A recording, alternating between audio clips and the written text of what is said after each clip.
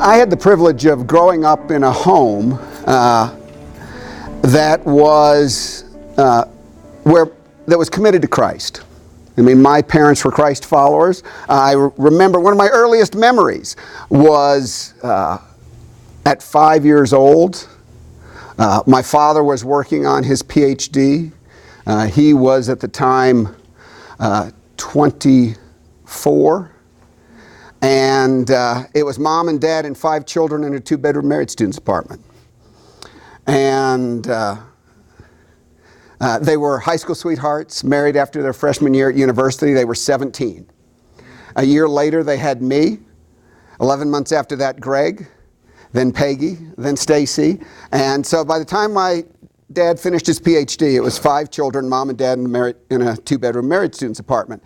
And one of my earliest memories is the 4 of us, the 4 older ones, are in one room with 2 bunk beds. Mom and dad and the baby in the other room. And every night, Dad would come in and he'd kneel beside one of the bunk beds. And the 4 of us would kneel next to him. A little tough on the 2-year-old to kneel, but, and he'd pray with us. As time would go on, I watched as the family grew to 12 children. As my father says, they made 9, bought 3, and had countless on loan. 9 biological children, 3 adopted children, almost 30 foster children through the years, most of them infants who would come for a few months before a permanent placement. 14-year-olds who were pregnant and choosing life and had been kicked out of their own home. And they'd come live with us, and Mom would teach prenatal and postnatal care. So the home was a real center for relational ministry. It was the most natural thing in the world that when I went off to university, I got involved with a large international parachurch campus ministry. And it was my privilege. I'm very grateful for that experience. And it was my privilege. I remember as a freshman starting to lead Bible studies and getting my little discipleship group going and having evangelistic appointments on the campus and spending the summers in projects, missions projects. But an interesting thing happened along the way. Now, this was a relatively large ministry. We had typically we'd have 200 to 300 students, university students participating. And I remember watching as you'd see every fall, every spring, you'd see new people show up. And they'd come in. And some of them would stick around. And others, well, after a couple of months, you just didn't see them anymore. And being the wise 20-year-olds that we were, we would say something like this to ourselves: too bad they weren't committed. And it just never occurred to us that perhaps, just maybe, we didn't have what they needed. That somehow they would come looking for living water, and we gave them a program. It was a good program. Those who were true movers, would win, build, and send. They'd get with the program. The interesting thing, though, was as I watched the years go by, the number of persons who had been very active in the ministry on this campus who really burned out relatively quickly. And some who, by the time they were 28, were living lives very, very different than what the road we had begun together. I remember the man who taught me Christian apologetics. 6 years later, by the time he was 28, he was living a very, very, very different lifestyle on the streets of Atlanta. And yet he's the guy that taught me Christian apologetics, so he had all the right answers.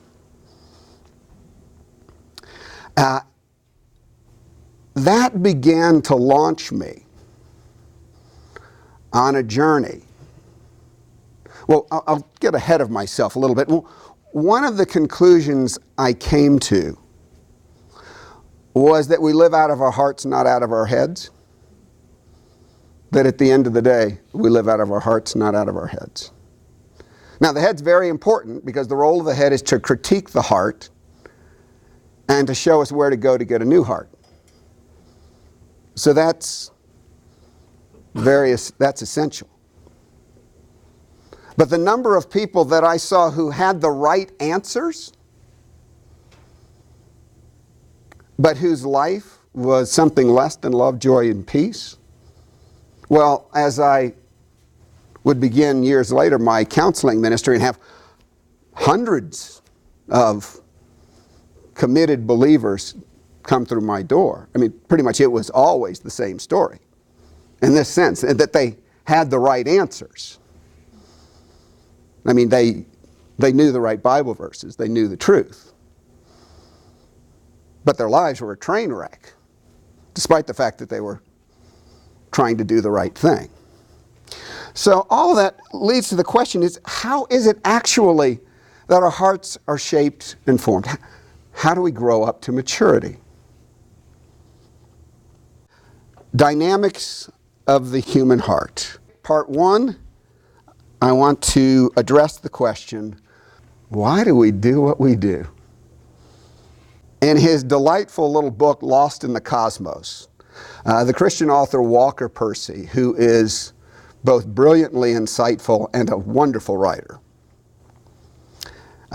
asked these questions. Why is it that of all the billions and billions of strange objects in the cosmos, novas, quasars, pulsars, black holes, you are beyond a doubt the strangest?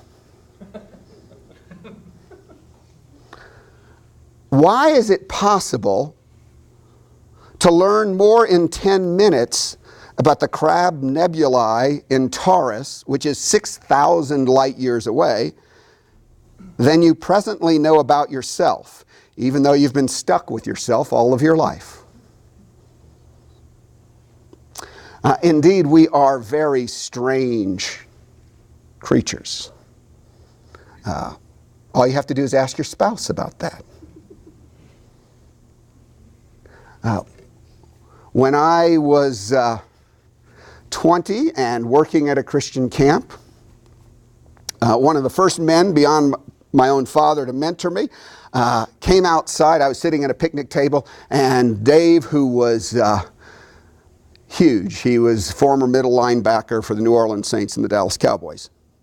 And so this giant of a man comes walking out, very somber, looking like he's about ready to wrestle a bear. And then as he walked by the table, he stopped and he turned and he looked at me and he said, "Bill, when you've been married 20 years like I've been married 20 years, at any given moment, you will know precisely what your wife is going to do. But you will never understand why." And then he turns and he walks away. We are strange creatures.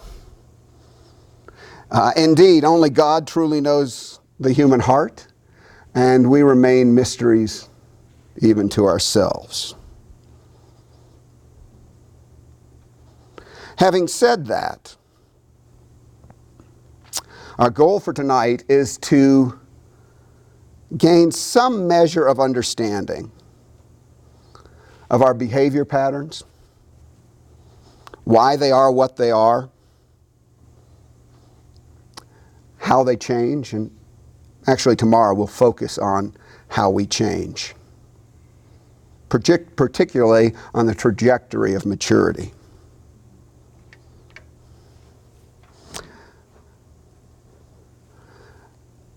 To start with a scripture text, we might remember Paul's letter to the Romans, chapter 7. verses 14 to 25.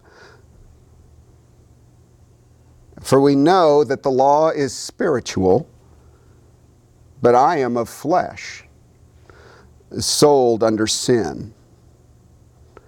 For I do not understand my own actions. I mean, this is the brilliant Paul. I do not understand my own actions. For I do not do what I want, but I do the very things I hate. Now, if I do what I do not want, I agree with the law that the law is good. So now it is no longer I who do it, but sin that dwells within me. For I know that nothing good dwells in me, that is my flesh. For I have the desire to do what is right, but not the ability to carry it out.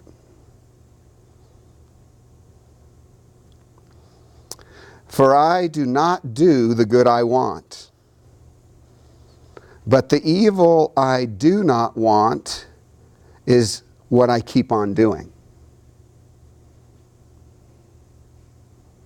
Now, if I do what I do not want, it is no longer I who do it, but sin that dwells within me. So I find it to be a law that when I want to do right, evil lies close at hand. For I delight in the law of God in my inner being, but I see in my members another law waging war against the law of my mind and making me captive to the law of sin that dwells in my members. Wretched man that I am, who will deliver me from this body of death? Thanks be to God through Jesus Christ our Lord. So then, I myself serve the law of God with my mind, but with my flesh I serve the law of sin.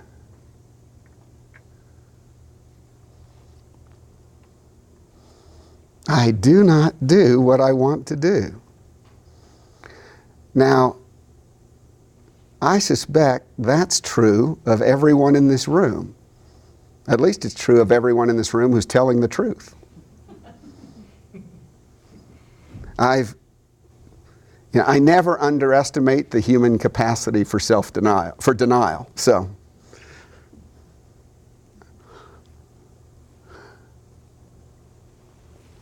I do not do what I want, but I do the very thing I hate. Well, through the course of the evening, I'm going to come back and forth to that passage. Some people try to write it off by saying, oh, that was Paul before his conversion. Then why is he using the present tense as he's writing? But I'll come back to that passage. I want to use it first as a launching point to this question. What does it mean to be human? What is our fundamental nature? What kind of creatures are we?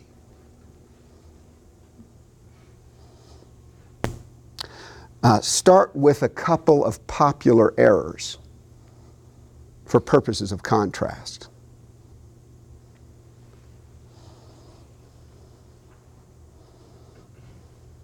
Notice in the passage I just read, Paul says, I am of the flesh. I am of the flesh.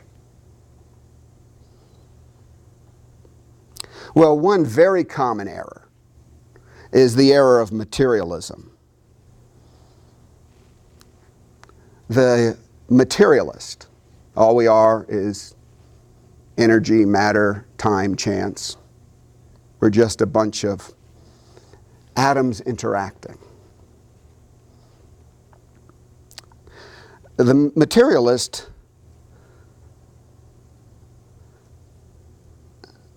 doesn't say, I am of the flesh. The materialist says, I am only flesh. In other words, everything about me can be explained by the laws of physics. Humans are a complex machine. Now that's a view at least as old as Democritus, the ancient Greek philosopher who was an atomist. He's one of the first ones to popularize that view, and that was about 400 BC. Materialism, as you probably know, seeks to explain all of human behavior as a product of a complex web of cause-effect that can be explained by the laws of physics. Thus, it remains the dominant view of secular scientists, including most neurologists, most psychologists, and most psychiatrists.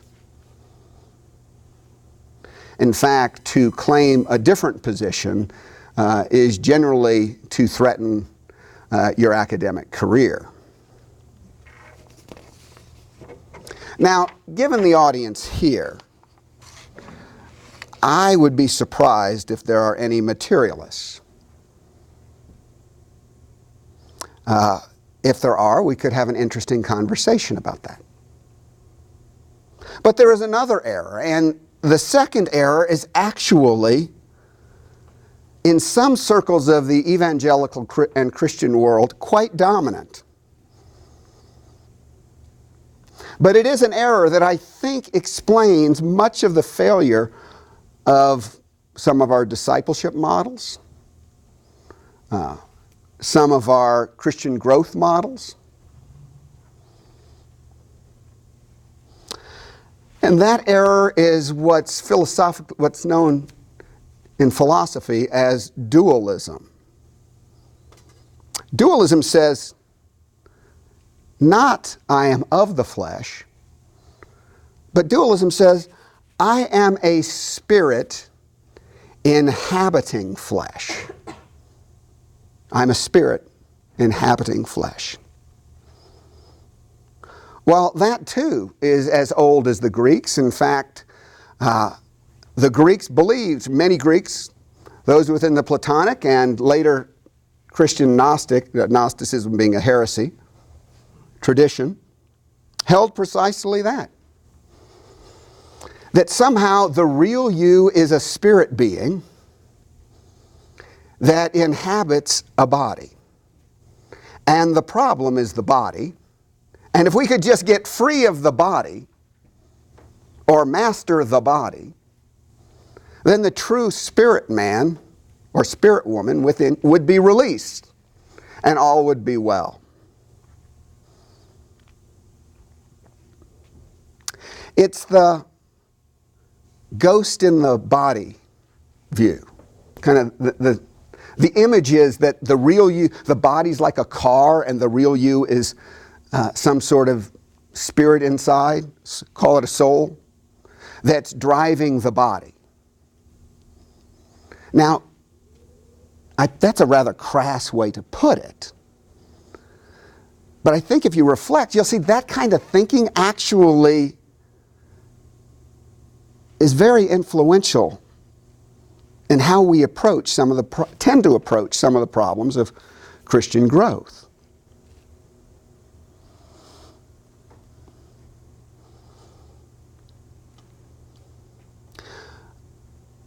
Among Christian dualists, there are two common errors. The first is what's known as voluntarism. A Puritan divine by the name of William Ames, who lived from 1576 to 1633, reduced all questions of human behavior to questions of truth and will. Now, in many ways, he was following the French philosopher Descartes, that we see things aren't working out, you struggle to do that which you ought, Well, you got two problems. Only two possible problems. This is according to the volunteers. One is you don't have the right information. So you don't know what's the right thing to do. So if we get you the right information, then all you have to do is make good decisions. So here's the answer to our spiritual weakness. Just get better information and make better decisions, and everything will be fine. To which I simply say, how's that been working for you? How's that been working for you? Because if you're like me, and I assume you are, you actually are aware of that perduring sin, that response pattern that happens when you are in a low joy state and less than your best self. And if you don't know what that is, ask your spouse, because they certainly do. And we all have that. We all have those moments when we are less than our best self. And in all likelihood, if you're like me, you've known what that problem is for 30 years. It's not like the real one suddenly appeared yesterday.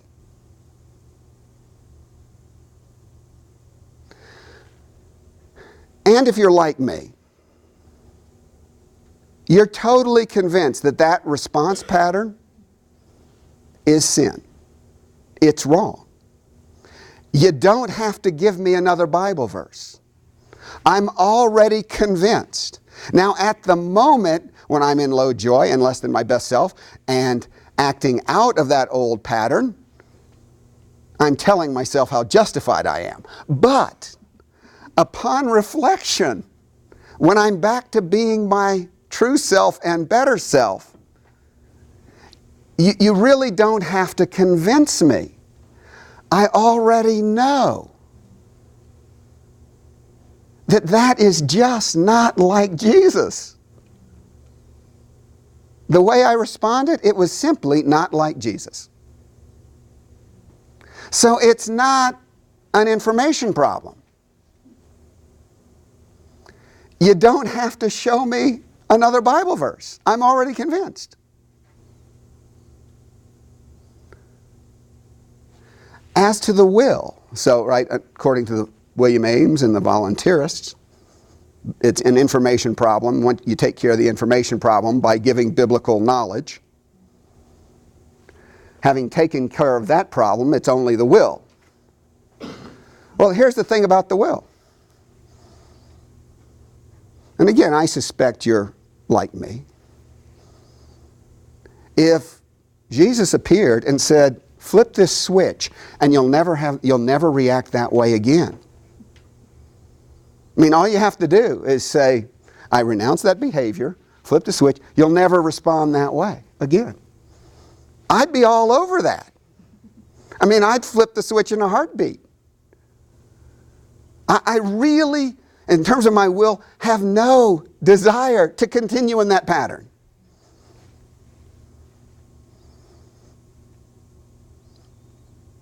So it's really not a problem of the will. Now, voluntarism and the related spiritualities, they're an attractive idea.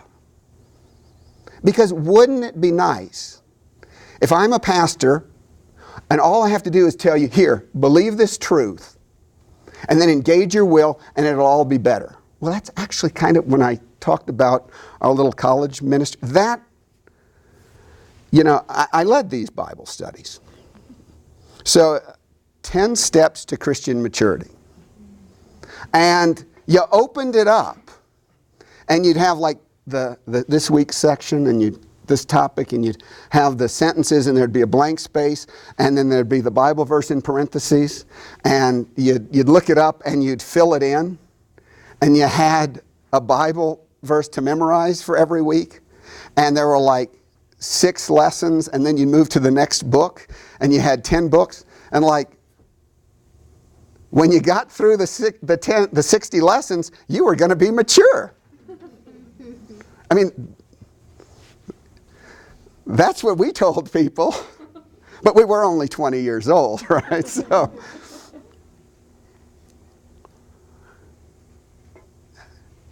now if you think about it, you'll see the voluntarist influences. I mean, the notion that getting the right answer in the right slot on the booklet and having the right text memorized, that somehow that would be a surefire way of transforming a human person. There is a philosophy of the nature of the human person behind that. It just happens to be a philosophy that's very flawed.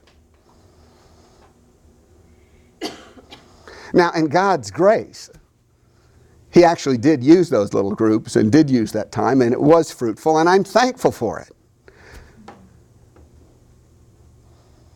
But as a clear understanding of why we do what we do and how we grow and what it means to be a person, as I like to say, there's only 2 problems with it. Number 1, it's not biblical. Number 2, it doesn't work. Apart from that, it's great. And it's not biblical because it's actually much more of a Greek view than a Hebrew view of the nature of the person. See, it's the Greek view that somehow the true self is this spirit or soul that's separated from the body, and the soul is the rational part. And so if we just get the soul thinking rationally, then it will drive the car in the right direction.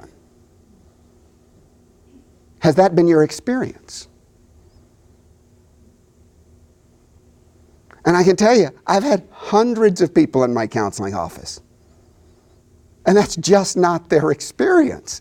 Just giving them another Bible verse and trying to inspire them and rallying them for greater efforts of the will.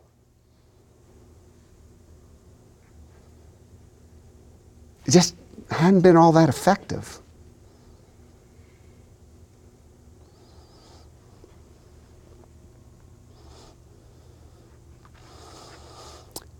It's not biblical, it doesn't work.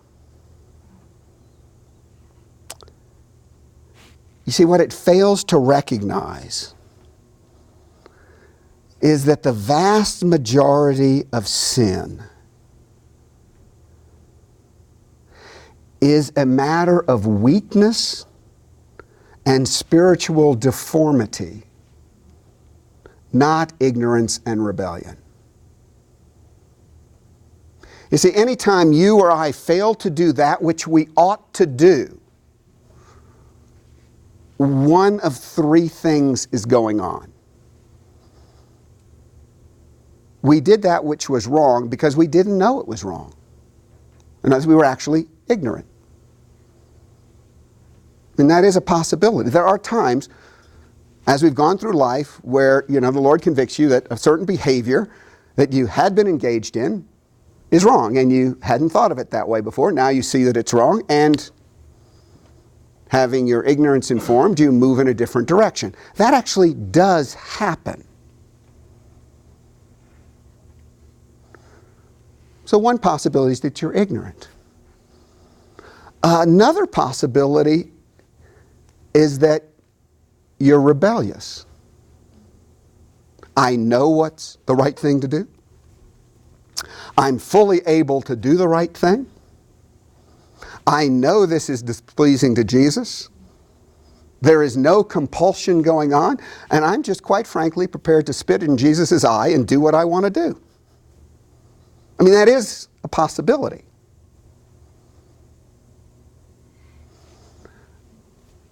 The third possibility is weakness.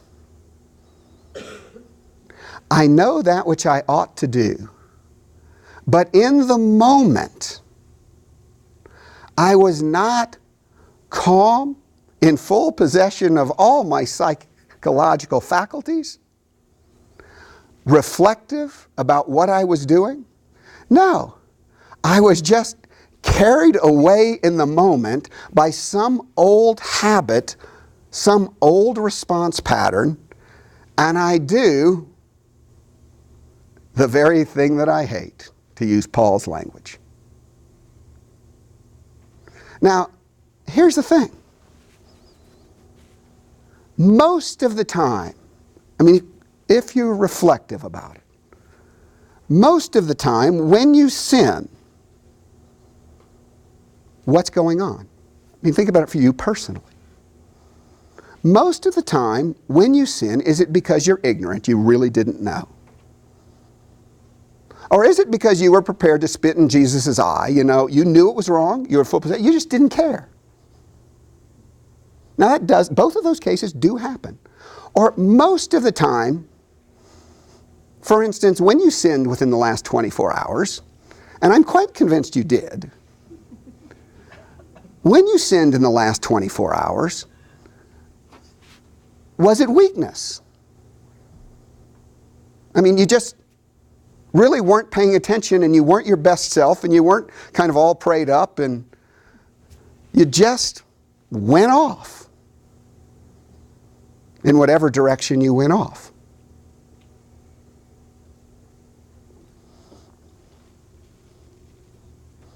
You see, the problem with voluntarism and all of the forms of spirituality that came out of it, and one of the reasons it was so influential, William Ames was a Puritan divine, and he had more influence than any other writer on the early colonial Puritans.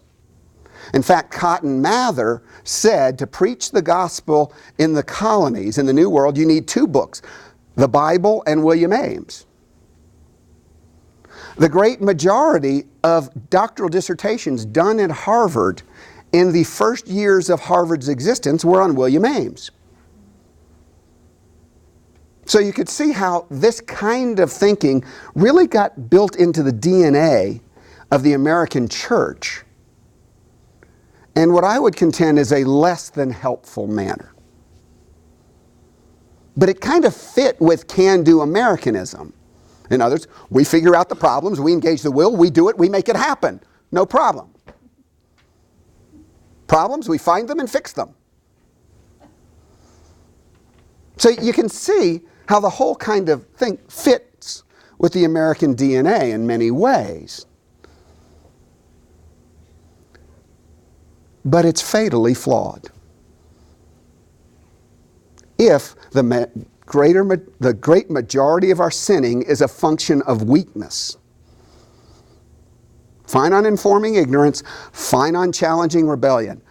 But if the majority of the time we fail to be our best self, it's because we're weak,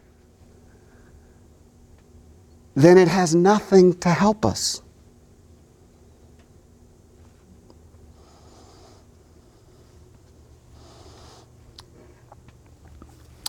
There is another stream within the evangelical world, and that's a Gnostic spirituality. Gnosticism, an ancient Greek view, one of the earliest heresies.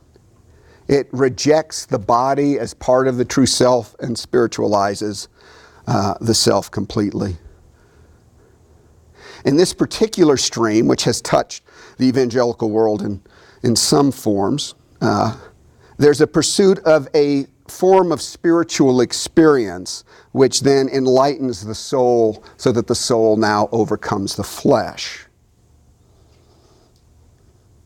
It tends to focus on an overly optimistic assessment of one-time spiritual interventions.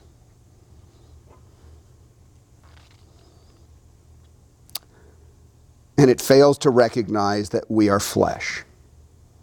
We are flesh. Biblically, given a Hebrew model of the human person, the self does not exist apart from the body. To be fully human is to have a body. In fact, when we die, we get a glorified body. We don't become disembodied spirits.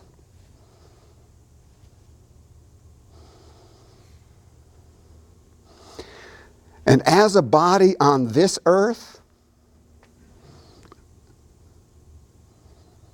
there is no change, and this is something I'll explore. There is no change in our behavior without brain change. Without brain change. Because, well, to put it this way, we are extraordinary, transcendent flesh. If you think of John's Logos theology, in the beginning was the Word, the Logos was with God, the Logos was God. All things came to be through the Logos. Apart from the Logos, nothing's come into being that's come into being.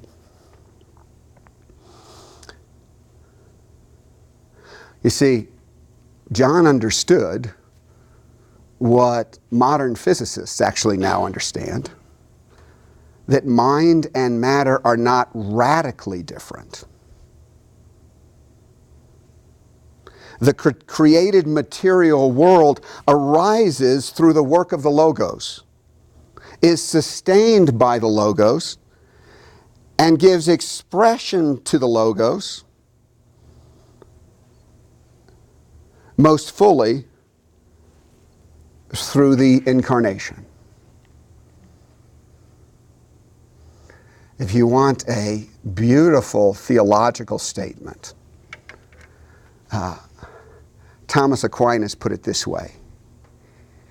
He said, the human person has an obediential potency for the hypostatic union. Now you have to love theology to love that phrase. The human person has an obediential potency for the hypostatic union. Now what that means is that obediential potency, innate, inherent potential. The very nature of the human person has the potential for the hypostatic union. That means the incarnation, the union of the divine with the human. That you actually could have a human that was fully God, fully man. I mean, it says a phenomenal thing about humanity to say the eternal Logos could become flesh. I mean, think about that, what that says about us. Somehow to be human is to be the kind of creature that could potentially incarnate God. That is really wild. But as John said, the Word became flesh and dwelt among us, and we beheld His glory, full of grace and truth.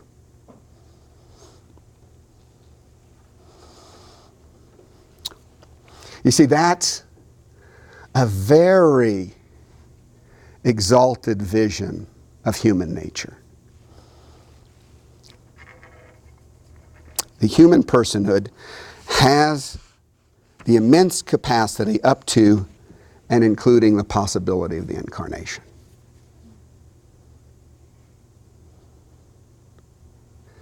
See, the New Testament shares the Hebrew understanding of humanity. Humans do not have a body, a soul, and a spirit. Humans are a body, soul, spirit. Unity. The Greeks split body soul, the ghost driving the machine. Hebrews never thought that way. Jesus never thought that way. Paul never thought that way. And we possess an eternal existence as a body, soul, spirit. 1 Corinthians 15:44. It is sown a natural body, it is raised a spiritual body.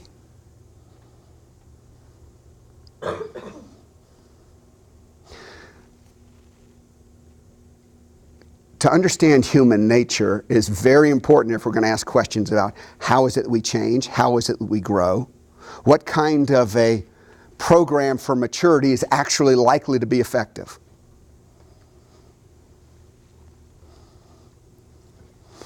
And one of the things we learn from an understanding of humans as being a body, soul, spirit unity is the relationship between mind and brain. You see, because we're a body, soul, spirit unity, mind actually transcends brain. See, the materialist would say mind's just a complex computer, and so data input through the senses shapes the brain. It's a closed system. It works like a computer. We're all slaves to our programming.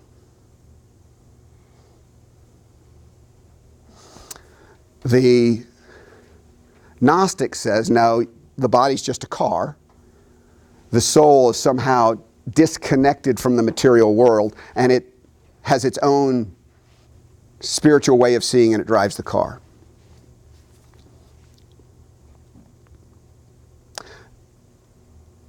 What I'm suggesting is that both are wrong. Mind transcends brain. But mind is also limited by brain. For instance, if during the break I were to trip and do significant damage to my left prefrontal cortex,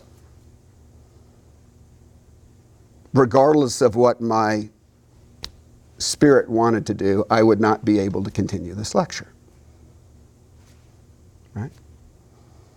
Because my brain would no longer be able to facilitate this kind of a process.